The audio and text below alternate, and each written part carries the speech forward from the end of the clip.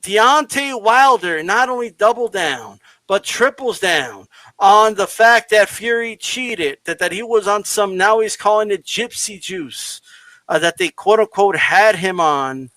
And so he's been doubling, tripling, and at this point, even more than that down. And he's also still clearly stating that he was drugged in the fight. And we all know he has accused his former trainer, Mark Breland, of drugging him. He's doubling and tripling down on being an absolute disgrace to black people and black men specifically. I'm just going to straight up say it. I mean, I don't know how anybody can be a fan of this dude.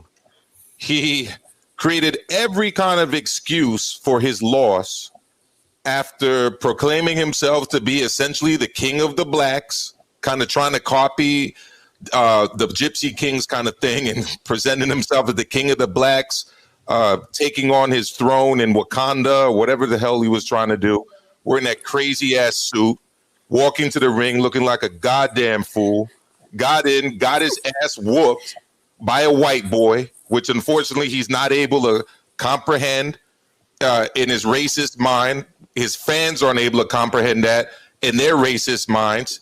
And they followed the loss by creating every possible excuse for it. It was the suit. It was the glove. It was the hand placement in the glove. It was an egg weight. Oh, wait a second. Now let's throw a black man under the bus in Mark Breland. There's no limit to the pathetic nature in which these guys operate. It's despicable. I don't understand how anybody could be a fan of this guy. It's race baiting, identity politics at its worst. Personally, I just think it's reprehensible. I agree. So I'll tell you that when he first came out, I was a fan. Because, I think that in boxing, we're always looking for that heavyweight, right? We're looking for that heavyweight star and even more so if it's, domestically, right? So I really was a fan. But I'll have to say, after a couple of fights and I started to see a bit of that attitude, in the ring, and I'm like, what's going on here? There was a bit of a change. I can't pinpoint exactly what fight it was, right? But I do recall just seeing that change. Was it the money? Was it just the fame? I don't know. But I agree completely with what was just said. I think that it is absolutely ridiculous. I think the deal breaker for me, quite honestly, was when he was throwing his own trainer, under the bus, right? So when boxers lose, I am looking for how are they going to respond, right? Are they going to be humble? Are they going to, you have the boxers that lose and they're like, you know what, fans, I'm sorry. They'll give kudos to their corner, just really grateful and humble. And he was the complete opposite of that, and the other end of the spectrum completely. And that was just so disappointing. And when you see this corner, they're there for them, right? This is their livelihood as well, right? This is affecting, what they've built as a legacy as well as a trainer. And for him to just go out and accuse, right? I mean, knowing the platform that he has, that was just, to me, like barbaric. That I think that was so wrong. And I really felt for his team. I'll be honest with you. I felt for his team because, that these folks have families, everybody's putting in 100% just as he is. So to me, that was just messed up on so many levels. And so I'm not a fan anymore. And I agree. I think that it's ridiculous when you have, all these people that are just, defending him, tooth and nail. How can you continue to be a fan after all of this, right? And the costume thing he was wearing, I mean, it's ridiculous. It's ridiculous. You lost. Take the loss. Be humble about it, right? And you move on. And now with the Ali comparison, I can't even go there. I mean, that's just, to me, it's ridiculous. Like who is in his ear that is just feeding him that he is this and that he, can do all these things. It's just ridiculous. Yes, man. Yeah, exactly. Yes. Like, who is this person, right? Like, I am curious. I'm serious. Like, who is feeding into him that he can make all these accusations, that he can make all these excuses, continue to double down? He could have taken this opportunity that he's going to, get this rematch, and turn the page a bit and be like, you know what, y'all, yeah, a bunch of BS. Like have a different tone. Like this was the opportunity to do that. And he did the complete opposite, in my opinion. And I wasn't surprised.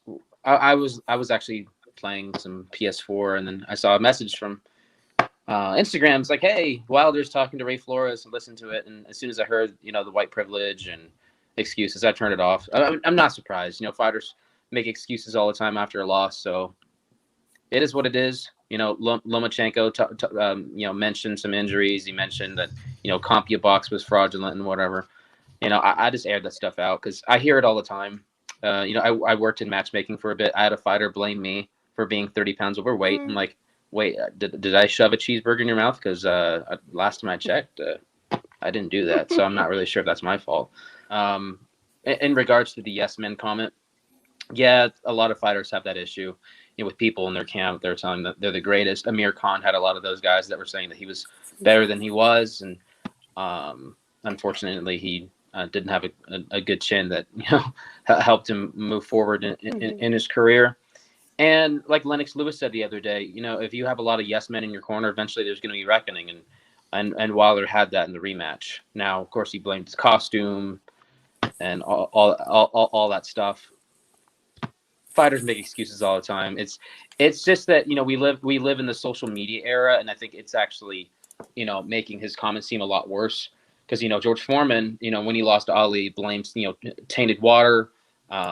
He thought he had been drugged too. Vladimir Klitschko thought he was drugged after he got knocked up by Lyman Brewster. So this isn't the first time that a fighter has made crazy accusations. Oscar De La Hoya blamed oysters for one of his losses. But I will tell you, man, bad seafood can really wreck you. So maybe there is some truth to that.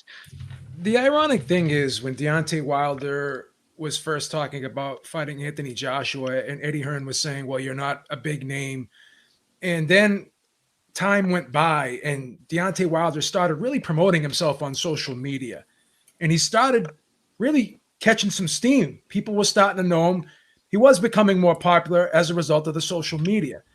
But it seems like that same social media actually created this monster, particularly YouTube, because a lot of these excuses that he's coming up with, they were started on YouTube and he just rode with them. So now he feels as though he's got this movement behind him. He's got these minions. He's got these sycophants on YouTube, Twitter, and all the social media networks.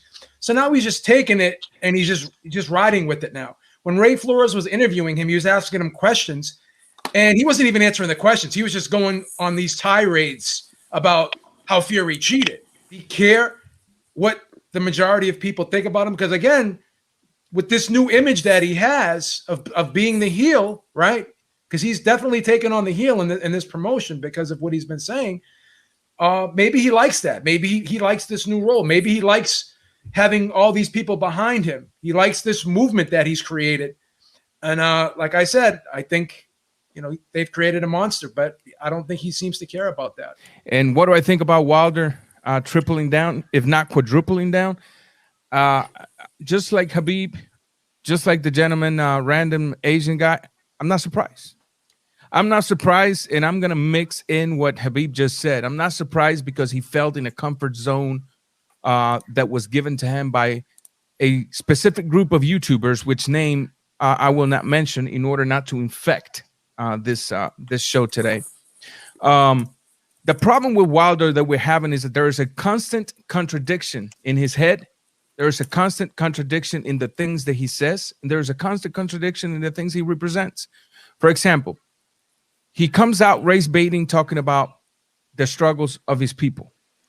But if you pay close attention to his speech, to the things that he says, in the way that he acts, in the way that he portrays himself, it seems like he doesn't really care for his people. And here's why I say that. And I mentioned a little bit about this last night in a different show, G Funky Show. If you truly care for your people in the way that you so proclaim, then you would show your people what it's like to go down and pick yourself back up instead of going down, staying down, and making excuses as to why you're down and making excuses as to why you can't go back up, and constantly reminding your people you cannot progress if you fall because there's the boogeyman with white privilege with his boot in your neck. That's one thing. The other thing is this. If you truly care for your people, you wouldn't have done what you did to Mark Breland, which is also a black man. If you truly care for your people, you wouldn't have expressed yourself in the way you expressed yourself in regards to AJ in the way that you did. If you truly care for your people, you wouldn't have talked about Floyd Mayweather Jr. in the way you spoke about him. So there is a constant contradiction in his head, in his speech, and in the way that he acts. And I have to be honest with you. I am a fan of Wilder, the fighter. I mean, Wilder, when he's in the ring, even though that what I'm looking at is not a polished boxer, even though that what I'm looking at is not a pure slickster, but I'm just like every other boxing fan. I'm there with the popcorn, expecting the Hiroshima to go off, that boom and lights out, right? But that's about as far as I can go so far, because I used to see Deontay Wilder with this alpha male aura, and now I see him with this cheerleader aura that I don't understand where it's coming from, because everything hurts his feelings. And it seems that if you disagree with him, it must be because you're racist. So therefore, my advice to the boxing fans is sometimes if you ignore certain subjects, it just dies. For now, yeah, we can cover it, but eventually we just need to throw it in the trash where it belongs. And what I want to do is take the racial element out of it, right? And the reason I'm trying to do that is because I watch boxing just to enjoy boxing. That's what I do. You know what I mean? That's when I see a fight, I'm seeing Fury versus Wilder, right? And I want to analyze it from that perspective. You know, Wilder accused his trainer of drugging him without any proof. And yet people just running with it. And there's literally no proof of it. Like none. Regardless of all the other stuff that, if we're honest, it's Wilder that injected race into all of it. Like it's just, I understand that people are just responding to what he's saying, but when we really look at it, that's what he's doing now. You know what I mean? Will Wilder ever come to that realization? Will him, because we know he's a puncher. If Deontay Wilder lands a big right hand and knocks out Fury, which can happen, I don't care what anybody tells me. He's one of the most devastating punchers we've ever seen. And if he does that, will that give him confirmation bias that there was cheating in the second fight, regardless of anything? You know, he may be convinced for the rest of his life that there was cheating.